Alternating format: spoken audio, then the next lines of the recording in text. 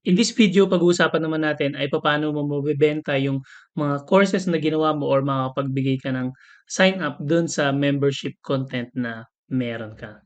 So, una, no, nakapagawa na tayo ng mga courses, lagay na tayo ng mga restriction. So, ngayon, papaano ka naman makakapagpa-sign up ng tao dun sa membership mo? So, meron dalawang way 'no. Una, puwede mo silang bigyan ng free access and pangalawa ay paid access. So, unahin natin ngayon yung free access muna. So, papaano natin gagawin 'yan? So, una 'no, punta tayo dito sa 'no, pages and then add new.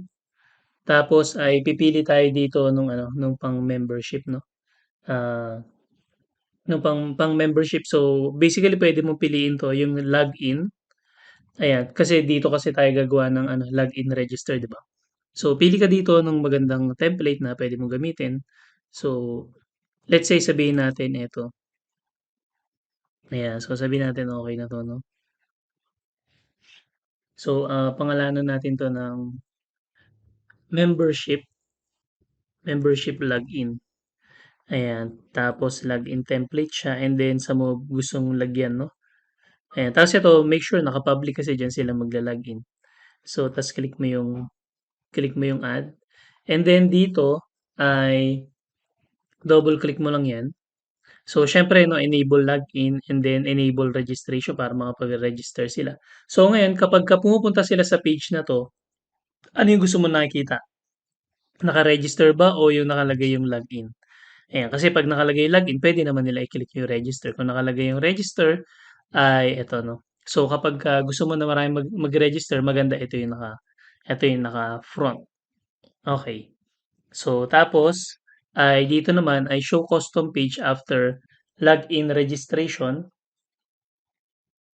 So, dito saan mo sila gustong dalhin 'no. So, puwede mo kasing gawin diyan diretso na sila dun sa dashboard 'di ba para makapag-ano na sila ma-access na nila agad yung content. So, click natin 'no, save and then anong group member sila. So, siyempre lagay natin sa, dashboard members 'no. Tapos dito puwede ka rin maglagay actually ng additional information na gusto mong makuha sa kanila. So, for example dito, gusto mo mag-add ng phone, ayan. So, tanggalin lang natin 'to, ayan ta's lagyan lang natin ng placeholder na phone para magkakaparehas yung itsura nila, ayan. So, 'pag okey ka na diyan 'no, click na natin yung save. So, ngayon ite-test na natin 'no, kung gumagana siya. So, gawin natin ay mag-website preview tayo. Lagay natin pangalan 'no, kunyari ay Peter, ayan, Peter Smart. So, petersmart@gmail.com ta's kung ano yung password, tapos number, test natin. Ayan, so pagka-register, ayun pupunta na sila kaagad dito 'no. Ayan, ngayon siyempre 'pag kinlik natin 'to, saan kaya sila pupunta? Access denied 'no. Kasi 'di ba kapagka naka-membership dashboard hindi pa naman natin sila binigyan ng access doon 'no. So, ngayon ano yung puwede natin na gawin 'no para mabigyan natin sila ng access. So, ang gagawin natin 'no, let's say sabihin natin gusto natin silang bigyan ng access dun sa course number 2. So, gagawin mo lang diyan, ki-click mo lang 'to 'no, punta ka lang dito 'no, pages. Tapos kunyari gusto mo lahat ng nag-register gusto mo bukod dun sa dashboard, ma-access din nila yung lesson 2. So, dito, show settings 'no, and then ay 'di ba meron tayo dito yung members only, choose member group, ay ang makaka-access ng lesson 2 ay bukod dun sa lesson 2 members ay yung mga nasa dashboard din. So, click mo lang 'yan, tapos click mo lang yung save. So ngayon ite-test natin kung makaka-access na sila 'no. So website preview ulit tayo, login, ayan, click natin, tapos click natin 'to 'no. Ayun, so nakarating na dito. Pero ang problema 'di ba pagka pupunta naman sila sa sa one 'no, ayan, hindi ulit sila makaka-access kasi ang binigay lang natin na access kanina yung yung sa number 2 lang 'no. Pag-click dito 'no, access denied. Ngayon ano yung puwedeng gawin 'no, kunyari ay ano pa yung isang way 'no, para mabigyan natin sila ng access. Puwede kasi din dito manually 'no. So, papaano yun? Punta ka dito sa contact, ayan, so Peter Smart, ayan. Tapos dito makikita ano yung mga access niya. So, 'di ba dashboard nung nag-register ka kasi siya sa dashboard lang, 'di ba? So, automatic kasi lahat ng nasa dashboard may access na rin dito. Kaya kahit walang check 'to, ma-access niyo 'to. 'No, kasi ginawa natin kanina. So, ngayon gusto mo ma-access na rin nila pati lesson 1, ayan, click mo din 'yan. So, eto puwede mo rin i-click, though wala na siyang effect kasi nga ma-access niya 'to kahit basta dashboard member ma-access niya 'to 'no. Pero sabihin natin 'no, click na rin natin para makita natin dito 'no, kung ano yung mga puwede niya na i-access na content ng members area mo. So, ngayon, sige tingnan natin ulit 'no. Balik tayo dito sa builder, um, tapos yung login,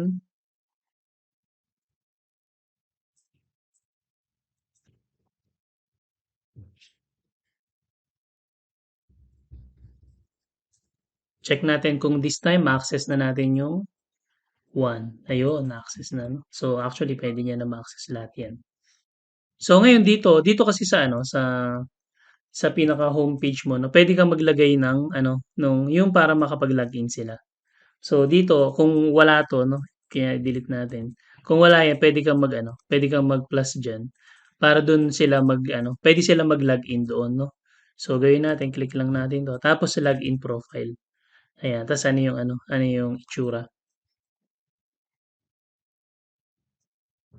So, tingnan natin papaano siya. So, 'pag clinick nila 'to, ayan, makita nila yung information nila 'no. So, eto, kita din nila yung sa membership nila, ayan. So, ganyan 'no. Ta's puwede rin sila mag-log out. Actually dito puwede na nilang i-access din yung mga training na nabigyan sila ng access. So, ngayon yung pangalawang way naman para mabigyan mo ng access yung mga tao dun sa members area mo ay yung yung paid naman 'no. So, ano yung puwede mong gawin, ibig sabihin kailangan muna nila magbayad 'no, kailangan muna nila mag-enroll before sila magkaroon ng access dun sa content. So, ano yung kailangan mong gawin para magawa mo yun? So, punta ka dito sa store, ayan, tapos siyempre may product dito 'di ba? Puwede kang gumawa ng puwede kang gumawa ng sarili mong product. So, sabihin natin membership. So, sabihin natin ito ay membership online course, ayan. So, tapos dito na mamaya palitan natin 'to 'no, yung peso sign. So, kunyari sabihin natin ito ay 2,990, ayan. Ta's ano yung binebenta mo dito? So, sabihin natin 'no, once na nag-enroll sila puwede na nila ma-access 'tong tatlo na 'to, ayan. So, tapos ay ano tayo, save changes. Tapos dito punta tayo dito sa ano 'no, sa settings, ayan. Siyempre general, ano yung symbol na gusto mong gagamitin,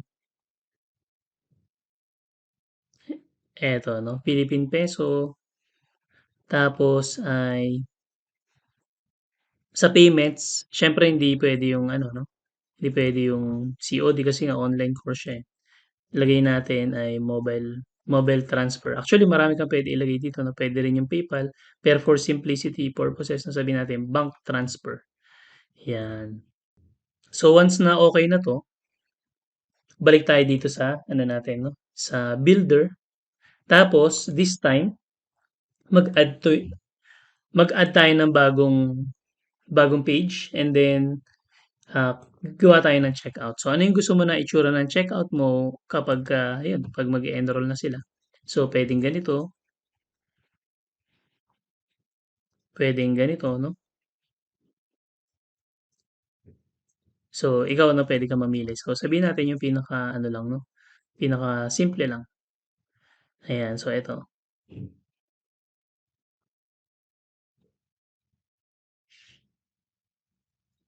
checkout membership.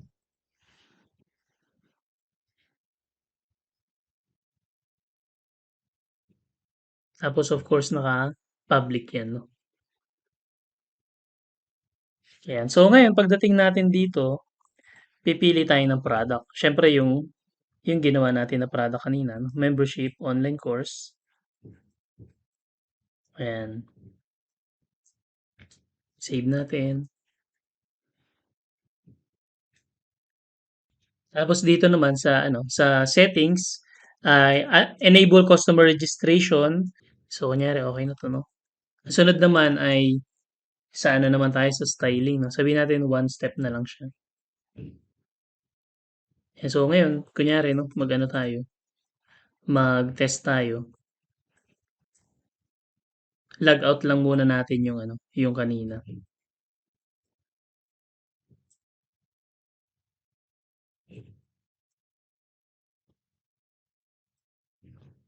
Ayan, so kunyari ganito naman 'no,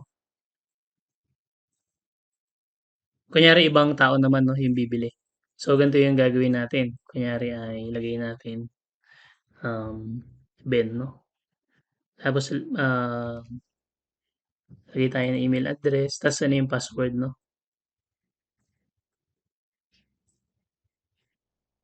ta's yung billing address 'no, kung ano. Tapos siyempre ilagay natin ay Philippines, ayan, ta's bank transfer lang.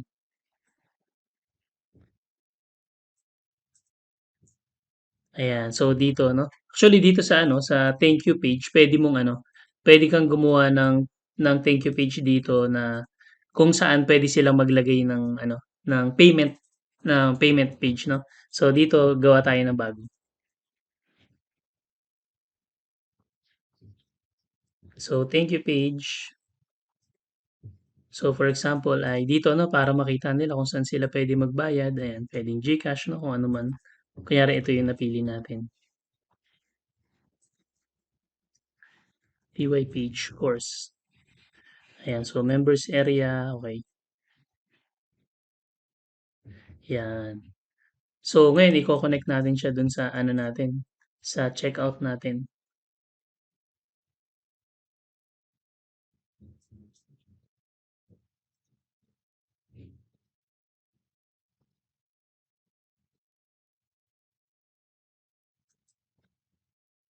Ayan, para once na ano, na nagbayad na, maaano na natin, malalaman niya na kung saan siya magbabayad 'no.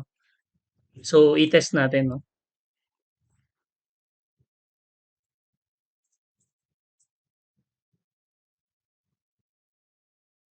So for example ay bago ulit.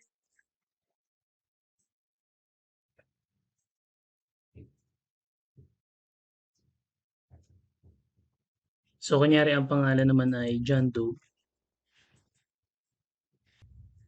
yan lagay lang natin yung ano, yung email, tapos lagay tayo ng password, ta's address 'no, lagay lang tayo dito.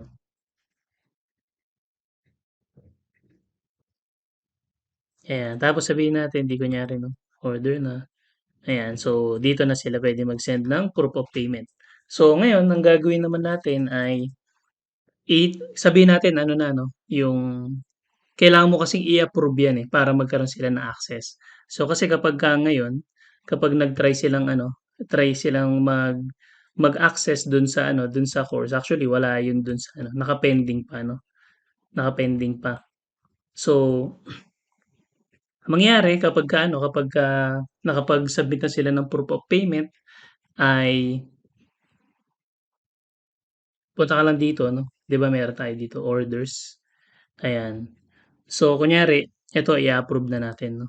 So mark as complete, tapos mark as paid, ayan. Would you like to send an email to the customer containing a link to their digital goods? So siyempre para maka-receive sila ng email 'no, ayan. So ngayon 'di ano na sila 'no, eto na 'yun. Ngayon ta-try natin ulit 'no, kung ano, kung makaka-login ba. So puwede nila i-click 'to 'no, ayan. So since na-approve na natin, ayan, kita na natin 'no, na eto pala yung ano, nandito pala yung puwede na nilang ma-access. So ayun 'no, gano'n lang kasimple yung paggawa ng membership area, papaano ka makapagbigay ng access dun sa mga tao, puwedeng free or puwedeng paid. So yun, I hope na marami kang natutunan and see you on our, next module.